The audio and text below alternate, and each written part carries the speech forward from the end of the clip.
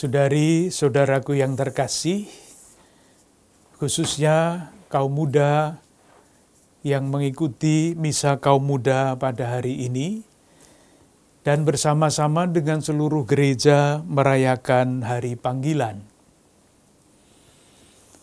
Ketika saya merenungkan peristiwa ini, hari Minggu panggilan, saya teringat ketika saya mengikuti sinode pada tahun 2015, di dalam sinode itu ada seorang peserta yang di dalam presentasinya antara lain mengatakan bahwa kaum muda adalah masa depan gereja. Langsung para peserta protes, tidak semua tetapi banyak yang kemudian mengajukan protesnya. Isi protesnya apa? Saya tidak setuju kalau dikatakan orang muda adalah masa depan gereja. Orang muda itu adalah masa sekarang gereja, bukan masa depan. Karena apa? Karena kita semua tahu dan mengakui bahwa peranan kaum muda itu sangat menentukan di dalam kehidupan gereja, agar gereja Katolik khususnya tetap segar di dalam kehadiran dan pelayanannya. Maka acara-acara bersama dengan kaum muda di dalam gereja itu banyak. Salah satu antara lain adalah misa kaum muda. Pertemuan kaum muda paroki pasti terjadi. Ada juga pertemuan orang-orang muda tingkat keuskupan. Ada juga pertemuan orang-orang muda tingkat nasional yang dimulai beberapa tahun yang lalu. Ada pertemuan orang muda sebenua Asia, pernah dilakukan di Jogja tahun 2018. Dan yang selalu dilaksanakan setiap 3 tahun sekali adalah pertemuan kaum muda sedunia. Kawan-kawan dari Indonesia memang tidak banyak yang ikut, tetapi selalu ada delegasi dari Indonesia. Dan bahkan, nah ini istimewa, pada tahun 2018, Paus Fransiskus mengundang orang-orang muda untuk mempersiapkan sinode kaum muda. Biasanya di dalam sinode itu yang diundang adalah uskup-uskup, wakil-wakil dari konferensi-konferensi nasional. Khusus untuk sinode kaum muda tahun 2018, orang-orang muda sendiri 1 tahun sebelumnya diundang agar Paus sendiri dapat mendengarkan harapan-harapan dan mimpi-mimpi orang muda. Dan sebagai hasilnya, sinode 2 kali itu adalah anjuran apostolik Paus Fransiskus dengan judul Christus Vivit, Kristus hidup. Nanti silahkan, saya merasa bahwa kaum muda sebaiknya pernah memeganglah sekurang-kurangnya kalaupun tidak membaca. Tetapi alangkah baiknya kalau komunitas-komunitas kaum muda, kelompok-kelompok kecil, pernah membaca bersama-sama anjuran Paus Fransiskus mengenai orang muda ini. Yang ada di dalam dokumen itu, antara lain adalah daftar orang-orang muda yang dinyatakan kudus oleh gereja. Entah beato, beata, santo, santa. Mulai dari abad ketiga sampai ke abad 21. Di daftar panjang. Orang-orang kudus yang muda. Ada awam, ada biarawan, biarawati, ada imam. Nah, salah satu yang paling penting di dalam dokumen itu menurut keyakinan saya adalah untuk menunjukkan, Paus ingin menunjukkan kepada kita semua khususnya kaum muda, bahwa siapapun kita, seperti apapun status hidup kita, jalan hidup kita, semua dipanggil untuk menuju kesempurnaan kesucian. Jadi kadang-kadang saya bertanya kepada orang-orang muda, khususnya anak-anak, "Dek, besok kalau besar mau jadi apa?" Jawabannya ada yang menjadi guru, menjadi dokter, menjadi ini, menjadi itu. Tapi belum pernah saya dengar sampai sekarang jawaban saya mau menjadi suci. Nanti tolong dipertimbangkan, kalau ditanya mau jadi apa ini. Ini panggilan setiap semua muda, tua, anak-anak dalam status hidup apapun untuk bertumbuh menjadi sempurna di dalam kesucian. Nah, salah satu yang ditunjukkan secara khusus adalah Beato Carlo Acutis. Ini baru-baru, paling baru. Seorang muda dari keluarga kaya, brilian, tampan. Pada usia 15 tahun, dia dipanggil Tuhan dan dalam waktu yang singkat dinyatakan sebagai beato. Apa yang membuat Carlo Acutis begitu menarik di dalam kehidupan kita, di dalam kehidupan gereja? Salah satu ucapannya adalah ini, tolong diperhatikan baik-baik.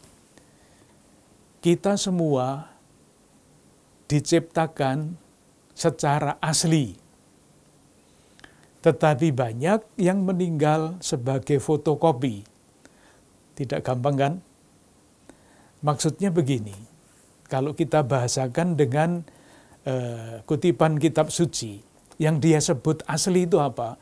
Kita diciptakan sebagai yang asli. Asli kita di dalam surat bacaan yang kedua tadi adalah kita ini adalah anak-anak Allah. Itu asli kita, semua murid-murid Yesus adalah anak-anak Allah. Nah, yang dimaksudkan dengan fotokopi apa? Yang dimaksudkan dengan fotokopi adalah lupa bahwa kita ini anak-anak Allah, tetapi sekedar menjadi anak-anak zaman yang berubah-ubah. Fotokopi. Jadi misalnya pada zaman orang memuja-muja kekayaan, konsumerisme, jati diri orang menjadi anak zaman itu dirumuskan di dalam kalimat, saya berbelanja maka saya ada. Maksudnya jati dirinya ditentukan oleh merek baju yang dia pakai, kendaraan yang dia pakai. Dan sekarang pada zaman pasca kebenaran ini, rumusannya jadi mengerikan. Saya berbohong, maka saya ada.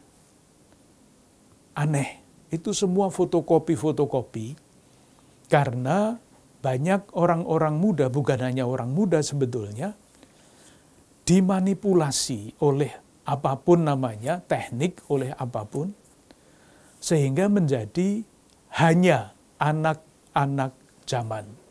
Lupa foto aslinya, hanya menjadi fotokopi, padahal foto aslinya adalah kita ini anak-anak Allah.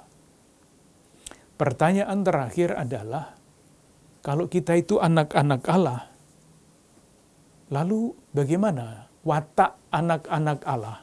Jawabannya banyak, karena wajah Allah itu mulia, kemuliaannya berbagai-bagai.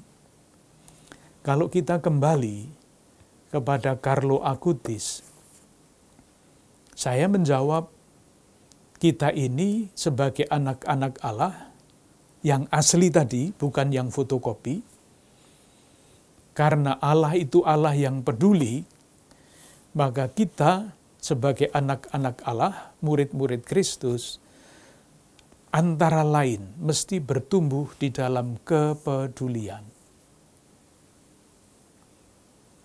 contoh di dalam hidup Carlo Acutis itu sangat jelas. Diceritakan di dalam riwayat hidupnya, misalnya tabungannya dia pakai untuk apa? Dia itu suka main game. Sebetulnya tabungannya itu bisa dipakai untuk mengembangkan hobinya dan menambah kesukaan hatinya sendiri. Enggak. Tabungannya dia belanjakan untuk membeli kantong-kantong tidur, sleeping bag, bagi orang-orang gelandangan. Kenapa? Karena dia peduli terhadap sesamanya, yang adalah juga anak-anak Allah. Kepedulian. Pekerja rumah tangganya semula bukan orang Kristiani. Tetapi kagum karena apa? Karena Carlo Acutis ini cerdas, keluarga kaya, tampan, tetapi memilih hidup sederhana. Karena apa? Karena dia ingin mengembangkan kepedulian. Sehingga melihat itu, pekerja rumah tangganya karena kagum melihat Carlo Acutis yang memilih hidup yang diwarnai oleh kepedulian, gambar asli dari anak-anak Allah, maka dia kemudian mengikuti iman keluarga yang diikutinya. Kaum muda yang terkasih, saudari-saudara sekalian, pada hari ini kita merayakan bersama-sama dengan kaum muda Hari Panggilan. Saya hanya mau menyampaikan satu pesan saja. Pertama, mari kita pegang erat-erat keyakinan kita. Siapapun kita, status apapun yang kita miliki, jalan hidup apapun yang kita pilih, kita semua dipanggil untuk bertumbuh menuju kepenuhan kasih, kepenuhan kesucian. Maka ada orang kudus, santo santa, satu keluarga suami istri menjadi orang kudus bersama-sama untuk menunjukkan bahwa hidup berkeluarga adalah jalan menuju kesucian. Ada orang yang hidup sendiri, bukan biarawan, bukan biarawati, hidup dengan tujuan membaktikan diri kepada Tuhan, menjadi orang kudus. Jalan itu adalah jalan menuju kesucian. Ada yang menjadi imam, biarawan, biarawati, dinyatakan kudus. Jalan itu adalah jalan menuju kesucian. Oleh karena itu, khususnya untuk adik-adik kaum muda, saya usul sederhana saja. Dalam doa kalian, tolong dimasukkan doa ini, bertanya kepada Tuhan, Tuhan, jalan hidup mana yang Engkau kehendaki aku tempuh, supaya aku dapat menanggapi panggilan-Mu yang luhur, bertumbuh menuju kesempurnaan kesucian, kesempurnaan kasih. Apapun jawabannya, dicari di dalam keheningan. Tetapi dengan demikian, saya yakin sekurang-kurangnya ada satu nilai dasar yang menjadi fondasi bagi perjalanan hidup kalian kaum muda ke depan, yaitu kesadaran bahwa hidup adalah anugerah, tidak ada hidup kebetulan. Yang kedua, hidup adalah panggilan, dan yang terakhir, hidup adalah perutusan. Selamat merayakan hari Minggu Panggilan, kita saling mendoakan supaya menemukan jalan yang sesuai kehendak Tuhan yang kita temukan di dalam doa. Dengan demikian kita dapat menemukan kegembiraan dalam setiap pilihan yang kita ambil untuk menanggapi panggilan Tuhan, bertumbuh menjadi serupa dengan Kristus, menuju kesempurnaan kesucian dan kesempurnaan kasih. Tuhan memberkati.